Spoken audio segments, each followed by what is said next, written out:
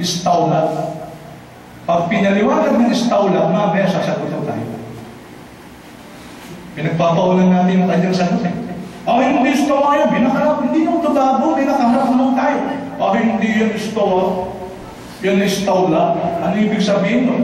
O di, binigyan mo, in-interpret mo into different things. Tama? Hindi nakalagay istawa. He rose over his throne. Paano namin paliwanag yun? Binabasa namin as it is. Hindi namin pinapaliwanag o dinidumis at ganito. Hindi yung bawal, hindi po dapat yun. At hindi din namin binibigyan ng ibang kahulugan. Hindi rin namin binibigyan ng kalintulan o similarity, lalong-lalo na sa kanyang nilalang. Dahil sa kamit ni siya o sa minul na siya. Walang yakong mahukupuan. Si Allah, walang katulad. Walang kapares. Hindi mo siya pwede halintulan. So napakaraming ayat patungkol sa salitang sawa. At nais ko lang punibigay ang sama nito patungkol sa salitang ito. At ipinapakilala ko ito ayon sa Quran na ang istawa ay istiqrar, kataas-taasan, pamamalagi sa isang napakataas na posisyon o paglalagay sa mataas na kinalalagyan. Yan po ang root word niya. Isa-isa po natin ayon sa Quran. Yung root word ng istawa. Sa chapter 43, ito po mababasa po. Ang sabi po dito, gagamitin po natin yung English translation ni Muhsin sa Khan. Ang sabi po dito, وَالَّذِينَ خَلَقَ الْأَزْوَاجَ كُلَّهَا وَجَعَلَ لَكُم مِّنَ الْفُلْكِ وَالْأَنْعَامِ مَا تَرْكَبُونَ. And who has created all affairs and has appointed for you ships, barko ships, and cattle on which you ride. Tapos pinagpatuloy pa. لِتَسْتَوُوا عَلَى ظُهُورِهِ ثُمَّ تَذْكُرُوا نِعْمَةَ رَبِّكُمْ إِذَا اسْتَوَيْتُمْ. Ano po yung root word? Istawaytum, therein. Now, proper translation, in order that you may mount on their backs. So in other words, sa salitang ito, sa ayan na ito, rode over, lumaki. Literal po ba ito? Literal. Ito yung mga root words po ng istawa. Sabi pa sa isa, yung isang root word naman was tawa, or rested sa Tagalog, or rested sa English. Was tawat ala Judi, was tawat on Mount Judi, and it rested on Mount Judi. Patungkol po ito kay Nabi Nuh. Surah Hud, chapter 11, verse 44, yung salitang was tawat ay lumagi, rested, and it rested on Mount Judi. Ano po yun? Yung arko ni Noe. Huminto doon sa Mount Judi. So pinapaliwanag ko po dito, yung salitang istawa, huwag natin bigyan ng ibang pakahulugan. Ang kahulugan niya, lumagi, mounted, lumuklog. In other words, lumagay sa isang lugar na napakataas. Wala akong problema yun. Pero pagdating kay Allah subhanahu wa ta'ala, tinatanggi po nila ito. Bakit? Sapagkat inahalin tulad daw natin si Allah subhanahu wa ta'ala sa tao. Hindi po ako agree dun eh. Hindi po ako agree dun. Bakit po? Si Allah subhanahu wa ta'ala as-sami'u ad-du'a, ang nakaririnig. Tama? Ngayon, paano niya naririnig ang buong tao na nagdudua? Iba't ibang lingwahe. Sabay-sabay tayo nagdudua, milyon-milyon tao, iba't ibang lingwahe. Pero kanyang naririnig at kanyang naunawaan. Paano yun? Hindi natin alam. Huwag mo na likutin ang isip mo. It is beyond our imagination. Oh, teka. Si Allah nakaririnig. ang tao nakaririnig. Ay, maaaring tulad natin si Allah. Hindi po ganun ang dapat tumakbo sa isipan natin na tumatakbo sa isipan ng mga Asy'ariyah. Nakaririnig siya, in fact, meron na pong hadith, nababasahin po ako, na pinagkakamalan ng iba. Actually, ginagamit ko ito ng mga non-Muslim na inaaring tulad daw si Allah. Sa tao, in what sense? Sabi ni Paul, ni Umar ibn Khattab reported that there were brought some prisoners to Allah, to Rasulullah SAW, amongst whom there was also a woman who was searching for someone, and when she found a child among the prisoners, she took hold of it, pressed it against his chest, and provided his stuff. Nakita niya, yung bata, anak yata niya. So nung nakita niya, talagang hinapos niya, hiyakap niya, pinasuso niya. Kaya ang sabi ni Propeta Muhammad, do you think this woman would ever afford to throw her child in the fire? Sa tingin mo ba, itatapon ng babae nito ang kanyang anak sa apoy? He said, by Allah, so far as it lies in her power, she would never throw the child in fire. Siyempre, hindi. Bakit mahal niya? Ay ang sabi ng Propeta Muhammad SAW, therefore, Rasulullah SAW said, Allah is more kind to His servants than this woman is to her child.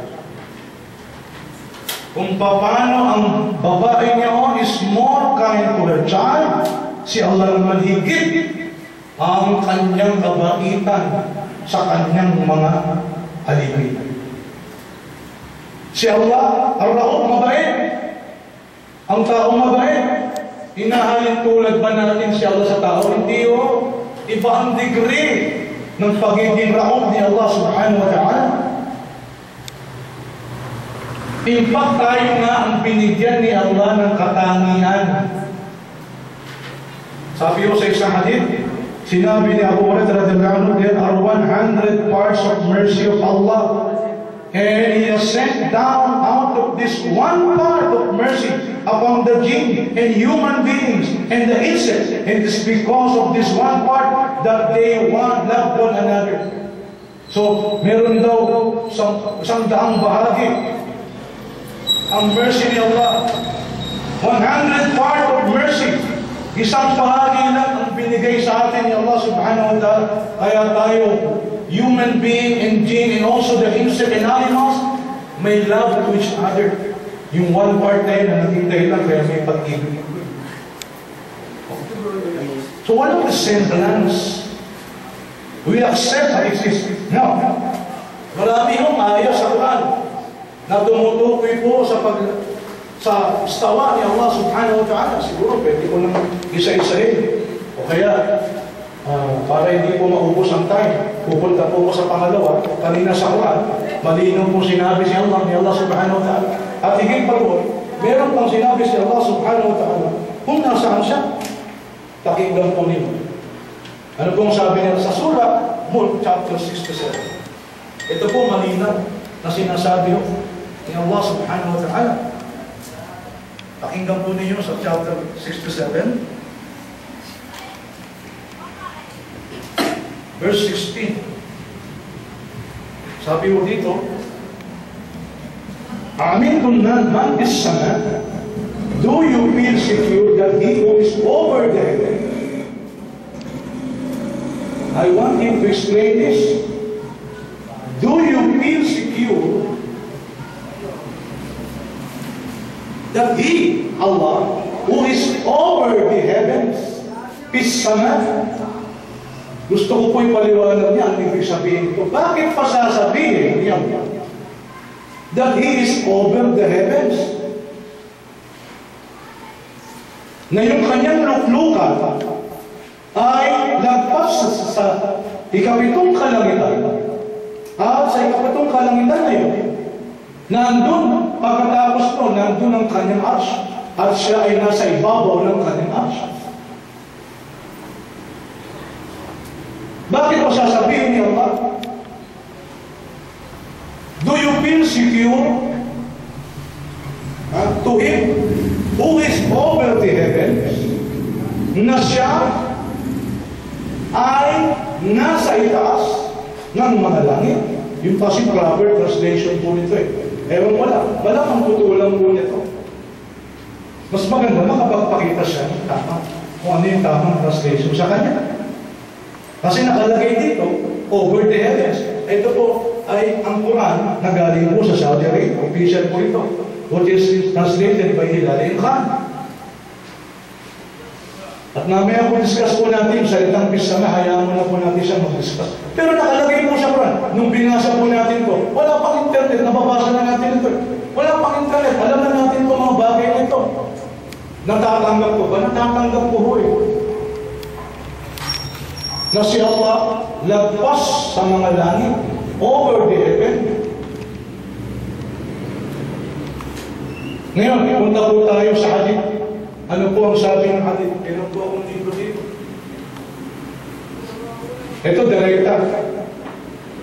Ewan ko lang ba paano yung tututulan ko. Alam ko, may tutol po siya dito. Pero mamaya po, pag tinutulan niya to, sasagot po tayo dito.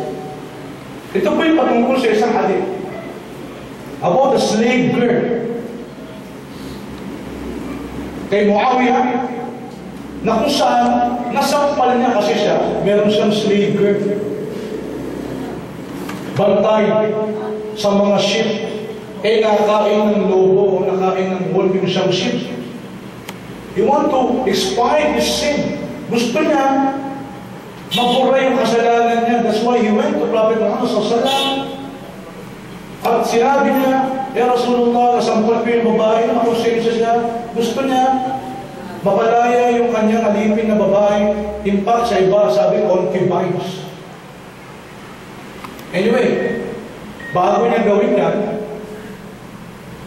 pinalapit niya muna, palapitin mo sa akin yung babae. At anong sinabi niya sa babae, sa batang babae?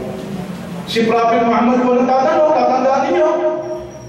Anong sinabi ng Prophet Muhammad sa batang babae? Aina Allah. Nasaan si Allah? Napakalino. Where is Allah? Sino sumagot? Sino nagtanong? Si Prophet Muhammad sallallahu alaihi wasallam. Ano sagot ng bata? Is-sama. Is-sama. Over the heaven. Tapos, ano pang tanong ni Prophet Muhammad sallallahu alaihi wasallam? Man ana? Sino ako? Kala, anta Rasulullah. Ito nyo? Ano ang sabi? Ay naman! Nasaan si Allah? Maniwala ko kayo. Kung ang sagot po ng batang babae na yun ay Allah is everywhere, maniwala ko kayo. Sasabihin ni Prophet Muhammad sa balita. Ha? O kaya, kung siguro na Diyos ka, at ang tinanong na sa lain na ba, sasabihin niya, Ya Rasulullah, Allah exists without a place. Ha? I'm sure, pupunayin din siya ng Rasul SAW. Kasi yung salita na yan, He exists without a place. I challenge you, God. With all respect to you, I respect you, Ustad. I challenge you. Wala yan sa sinabi ng Propeta Muhammad sallallahu alaihi wasallam. Hindi yan sinabi ng mga sahaba. Hindi yan sinabi ng mga tabi'in. In fact, pag in-explain niya rito, pag tayo niya, tandaan po niyo, hindi po siya gagamit. I am sure, gagamit siya siguro ng ibang sayings ng imam. Pero mostly, he will use rhetorics. Ano yung rhetorics? The way to persuade, explaining things. If so, ma-convince ka o ma-persuade ka, interpreting the words into other things. Then ang rhetorics, paglalaro ng semantics. So, nung tinanong ng Rasul sallallahu alaihi wasallam ang bata, ay Allah, anong sagot ng bata? Bis-sama. Hindi niya kinontra, appeal, mundas. Man ana, anta Rasulullah. Ikaw ay sugo niya. Anong sabi? Pagkatapos sabi, tiqha pa innaha mu'mina. free her, for she is indeed a believer. Kita mo, napakalaga ng tanong ng Rasul sallallahu alaihi wasallam. Aina Allah? Nasaan si Allah? Isama, over the heaven. Bakit natatanongin yun? Ang dami-dami itatanong. Ilan ang pillars ng Islam? Hindi nang tinanong niya. Ilan ang 6 article of Islam? Hindi nang tinanong niya. Ang tinanong niya, may kinalaman sa akida. Eh yung batang yun, hindi nag-aral sa Madina, hindi siya chef. Nag-iba mo yung kanyang arbitral natural disposition. Nung tinanong siya ng Rasul sallallahu alaihi wasallam, Aina Allah? Nasaan si Allah? Fis-sama, sinagot niya. Man ana, sino ako? Anta Rasulullah. Ang sabi ni Propeta Muhammad sallallahu alaihi wasallam, palayain mo ito sapagkat siya'y tunay na mananampalataya. Eh malinaw na. Ang linaw na. Sinabi ng Rasul yun. Tinatanggap ng lahat ng Muslim yun, lalo na tayo. Di ba? Tinatanggap natin yun eh. Nandito ang share natin, nag-aral sa Madina, Munawwara. Nag-aral ng Usuluddin. Tinatanggap na to. Alam niyo, ang malungkot, hindi niya tatanggapin ito. May paniwanag siya dito. Napakinggan ko sa saloneta, pahapyaw eh. Meron siyang babasahin, mali daw ito.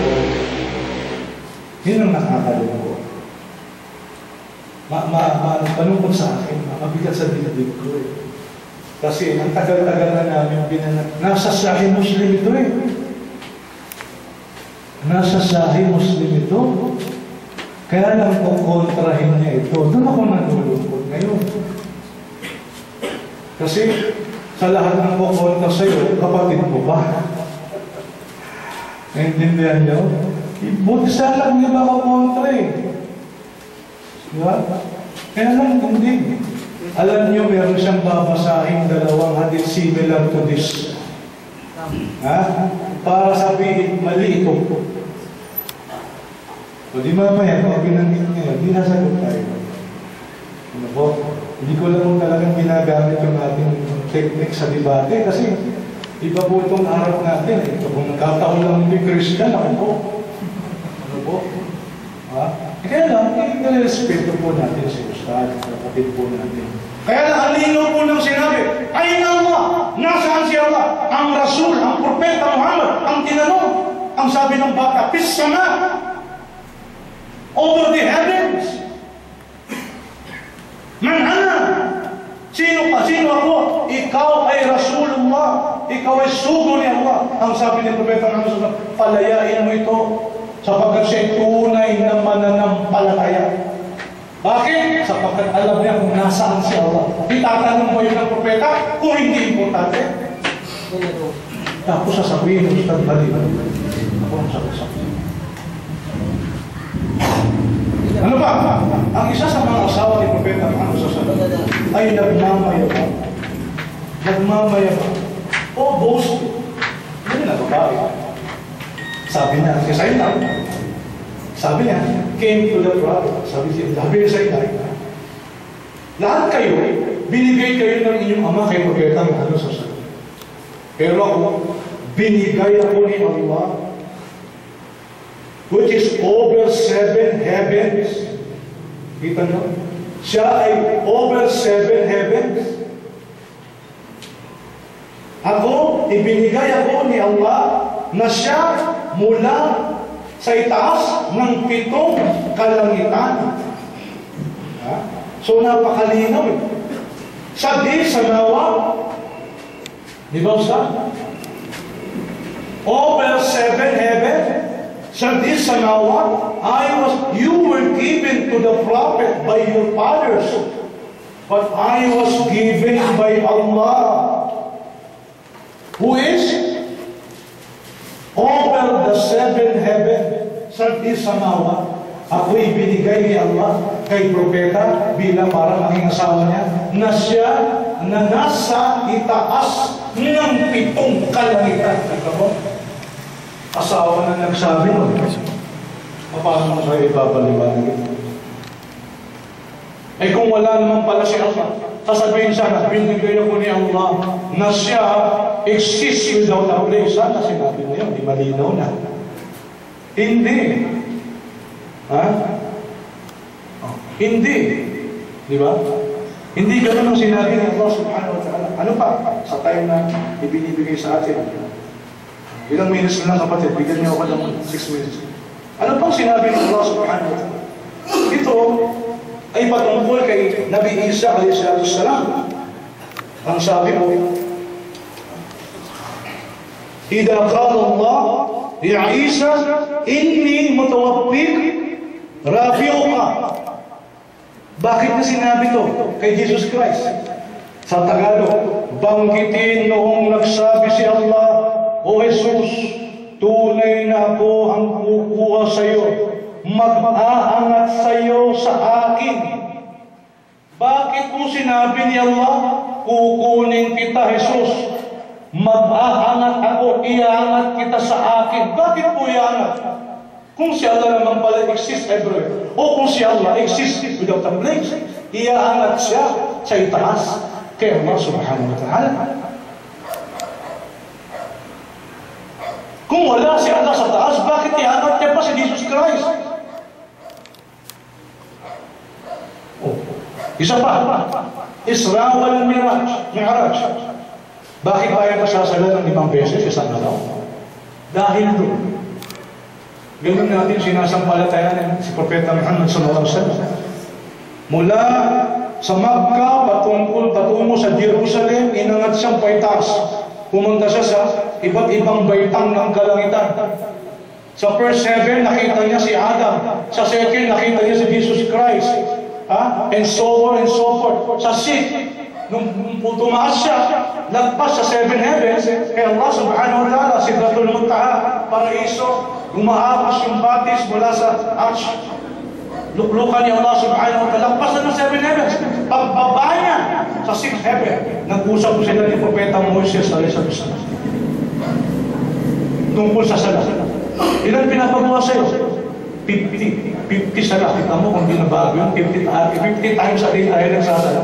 Ang sabi ng Propeta mo, mag-petition ka. Napagawa ka na sa mga Yahud dyan eh. Hindi pwede, ayaw nila, nahihirapan sila. Paganin mo. Ito mo, umakyat ulit. Kung 6-7, umakyat ulit.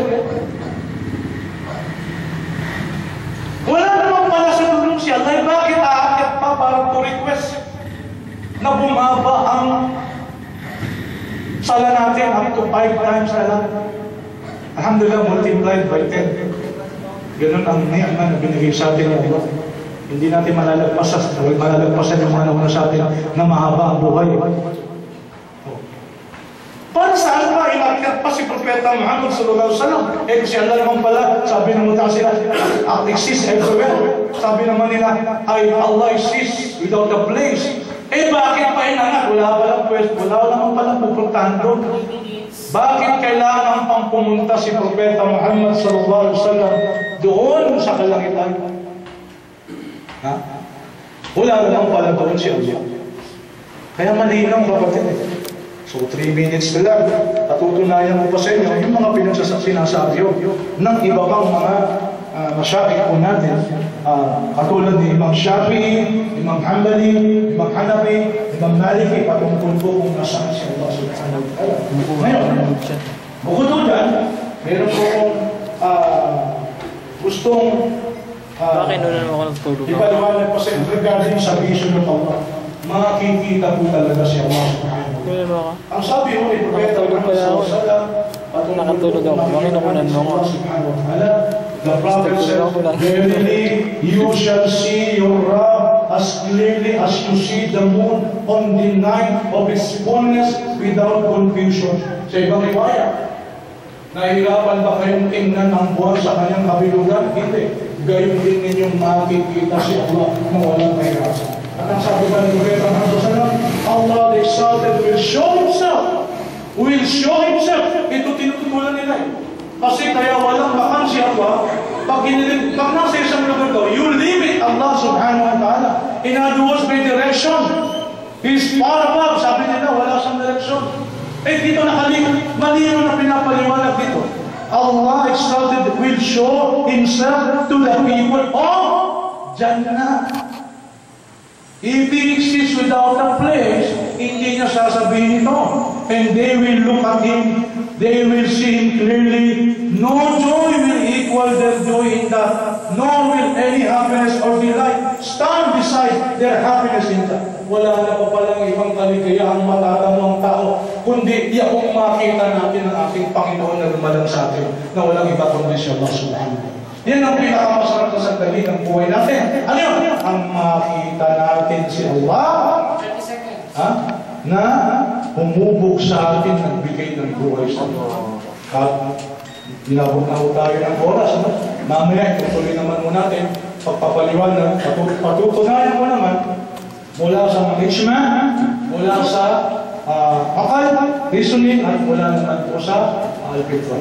So, maraming salamat po sa mga kailan. Assalamualaikum.